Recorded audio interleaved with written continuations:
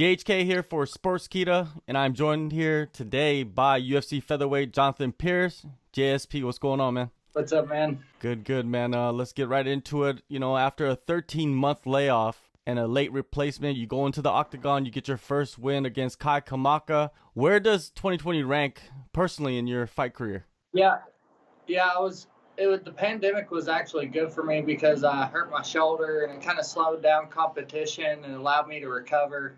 And I moved back home, got my shoulder nice and strong, came back out and regrouped, and went out there and did what I should have done against Lozon. Definitely. You know, the injury, was that the most difficult thing to come back from in your career? Yeah, and I broke my jaw earlier in my career, so that was pretty hard, but it only took me like 6 months. You know, it wasn't like I needed my jaw to hit somebody or something like that, so it was more significant to get it back. For sure. Now, after that fight, I heard that you had another injury, a leg or a foot injury. Could you clarify what exactly happened? Yeah, just kicking. I mean, so the style, I was just trying to fight more with my feet, you know, and take more of the fight there instead of bait with my head and play off the shoulder. So I just took a lot more kicks and, you know, kicking the wrong way. But in the heat of the fight, you got to do what you got to do. Definitely. What was the recovery like?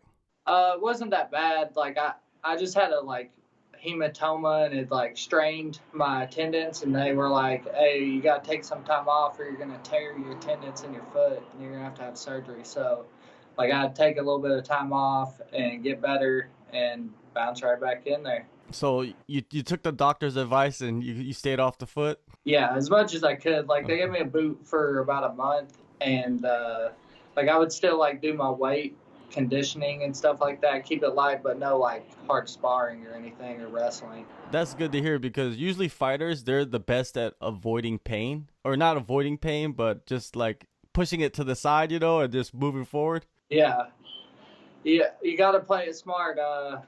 I'm getting towards my 30s. I'll be fighting on my 29th birthday here against Gabriel Benitez. So it's pretty cool. You know, they called me on my 27th birthday to come in to do my media for Contender. So it was a godsend. And now here, my 29th birthday, I get to fight again. So it's really exciting.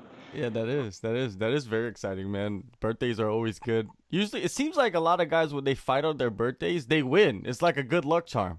Yeah, well, it's your day, you know. you gotta get a gift. It's not only you're fighting, they're like, oh, happy birthday, you know. So, and that's what I wrote down on my motto. I have a whiteboard, a vision board, and I was like, what type of birthday do you want to have? And you know that for the last 8 weeks I've been training like that, so. For sure, man. Now, I wanted to kind of rewind a little bit, because earlier in your career, you went on a 3-fight slump. You know, tell me about going through that and how it affected you. I was fighting on the regional scene, and I was just smashing dudes left and right, and wasn't in a big gym or anything like that. Still kind of developing as a fighter, and I found the holes in my game, you know. And I kept getting caught with it, but I would come back and I fought 2 weeks later from each fight or something like that. And they weren't really favorable matchups for me. And the last dude I lost to ended up getting on Contender right after that. So I just feel like some of those fights were close. 2 of them I got finished, and I've been working on that and just had to bounce back. And I had some things going on in my life, but that had went over into my fighting and affected my training and being able to be at practice as much, you know. Have you gotten better at just kind of separating your personal life with the gym and the fighting? Yeah, I think as a professional, I got better, and I moved out here in 2018 on Halloween, and just went after it, you know. Didn't have the Contender, didn't have a manager, just went down here with a dream, and my first fight I got was the Contender, and then I was I'm meant to do this, you know. If you don't quit and you just keep trying, anything can happen. So I'm just kind of on that same path, and that type of mindset that you know, when you're wrestling or grappling, they got you, but if you really want to get out, it's just getting out. You know what I mean? There's not like a technique. You just got to get out and do it, you know? Yeah, you gotta push yourself, right? It's self motivation mostly. Yeah. Now, after you got the boot off, right? Most likely it was January, early 2021, right? Did you Yeah. stay in Tennessee and train, or did you go right out to fight ready? I went out to fight ready right away, like, but I had hurt my foot, like, training for the Kai Kamaka fight, fought on it, hurt it a little bit in the fight, and then I took the time then that I needed. And but I want to bounce back quick after this fight and go on a run. I feel like I jumped straight into the Lions Den when I went at 55 against Lozon, and I feel like now I've matured as a fighter. I know I'm a younger fighter, contender, and I plan on being a top contender, you know, so. You mentioned the vision board, right? So what is the mentality heading into 2021? Just, you know, you took all the losses that are needed, and you've learned and devised a game plan to be able to come back and beat them, and now it's time to do it. For sure, man. When you found out about the fight on May 1st, were there any other names before that, before you landed on Gabriel Benitez? Yeah, I've been wanting Charles Rosa for a while, but he seems to get like matched up quickly when he's ready, and that I'll probably call him out after the fight, and we'll see how that goes, and just looking to get up there and try to break the top 25 here in probably my next 2 fights. You're facing Gabriel Benitez, man. He's kind of like a quiet guy. You know what I mean? Like he's been in the UFC for a while now, but a lot of people don't know that. They think like he's only been here for a couple fights, and the UFC's putting these like kind of prospect veteran type of fights together. Do you think that's better for you to kind of grow as a fighter rather than fighting another guy that's entering the UFC, a newcomer? Yeah, I think it was good because with the Lozon fight, fighting him in his hometown on the main card, like it's a retirement fight. Like I ain't got nothing to lose. I've reached, and I never even thought I'd make it this far, you know. And I'm in the UFC, and I went out there and just went for it. And you know, I feel like that fight's just like this, but I've gotten a little bit better, and I'm fighting smarter. I'm not just fighting with like pure emotion anymore. All right, now with Benitez, you know, what are your thoughts on him and the skill set he brings? He's got a power back leg. Like he dictates the pace of the fight with that, and that's a game changer. And AKA, so I know he's going to be a good wrestler. He's older, so I know he's going to be stronger, and the experience of being in the UFC cage. So I know I'm coming up against all that, and he'll fight you for 15 minutes, so you got to finish him. Yeah, and also he's a guy that's willing to brawl. And also Kai Kamaka was a guy that's willing to brawl, and you went in there, kind of neutralized that. Do you see a similar style in both those guys? I think they're like probably the same body type, so I know like my timing and my range and where I can get hit and not get hit, but I got to play the fight different. I think Gabriel Benitez is more dangerous on the feet than Kai Kamaka was, but Kai Kamaka also did come on at a week's notice, so I gotta give it to my man, you know, and he's gonna be fighting the same night as me that night. So I see him doing a lot better that night and having a fight like he did the one previous to me. For sure. You know, you're at Fight Ready, one of the best gyms in the world. Who are your main guys that you work with over there? I came over here from the lab, so I trained a lot over at the lab and got good experience with the guys over there. And we branched off and went to Fight Ready. And right now I'm working with Bobby Moffitt. He's done a lot of my rounds. And then Kamwela today. And I've been working with a few of the other UFC guys, like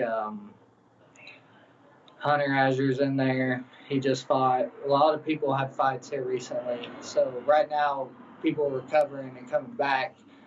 But Henry Corrales is another one that's in there. We've been wrestling a lot, and I'm ready. So before you got into your camp, you're probably involved in the other guys' camps, like Hunter. Yeah, he just recently fought, last week or 2 weeks ago? Yeah. We all meet up and train at the same time. So And then we stylistically, like, oh, if he's a taller guy, then you're going to be training with this guy probably more. Bobby, what's the update on him? I thought he was supposed to fight on a show, but then it just never materialized. I think COVID. Oh, okay. COVID happened. A lot of that. Okay. It's just like been dried up from that. But dude, he's ready to get back in there, dude. I see him coming back on any week, like short notice. Yeah, I look forward to seeing him back in the UFC. I think that, they let him go too soon, man. Yeah, because I mean, look at where Bryce Mitchell is now, and some of the guys he has fought. Legit guys. Now, when you're heading into this fight, and probably every fight, you have questions that you want to answer for yourself. What are some of those questions, do you think? Okay, so the last guy I fought was like, he can like hit you hard. You know what I mean? This guy's more of a kicker, so that's the test. That kick, if he hurts me with that kick too much to where I can't finish him, or I'm not ahead so far that I can fight the rest of the fight, that's what it's going to be. And when I take him down, he's going to try to throw up a submission. So those are the two things you got to watch out for in the fight, and anything can happen, But I'm ready, and I feel like I'll go out there and have a good fight. I think I'll have a performance like I did on Contender or this last fight. Do you see a dogfight? Do you think a dogfight is something that it could possibly happen? I don't think a dogfight's necessary, but you don't know till you get in there because, like, he might come out like a dog, and you have to fight like a dog. And if he keeps that way, maybe he gets knocked out. Maybe I'm better shaped than him, and then it's not much as a dogfight. So a lot can happen in there. To me, I see myself avoiding a kick and being able to pretty much control most of the pace of the fight. But I'm prepared for a 15-minute war. If you watch my Contender fight, I hit him over 220 times in like 12 minutes. So I'm ready to do that again if it's necessary. But I think I can finish this fight. When you're in the moment, and you just mentioned that number, that high number of 220, do you realize that you're hitting a guy that many times and he still ain't going away? Yeah, I got tired hitting him with the uppercuts, man, and it just, to me, it felt like I'm not going to be able to hit this guy and knock him out. Like, I'm going to have to find a different way. So I started taking him down and trying to wrestle him in the third round, and I just found that one lucky punch and hit him with the H-bomb, and that was just enough to get him done, so.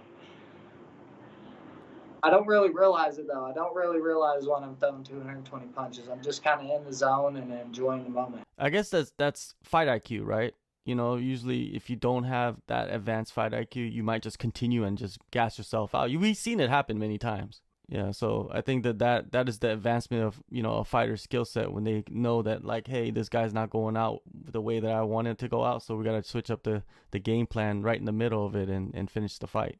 But I'm confident enough with my striking that I feel like I can stand with him, and I feel like I'm confident enough in my wrestling that I can take him down. And if I can't take him down right away, then I get him tired, and then I take him down. For sure. Now, one last thing, COVID has been just riddling everything. Has it made you paranoid, or is it something that doesn't really cross your mind and you try to keep it away from yourself? I think it's made society different for everybody, but you only grow in that time, you only grow when things are hard, and I kind of like it, I just go camping, I go travel, and that's my thing I do on the weekends now, because things aren't as open as they used to be.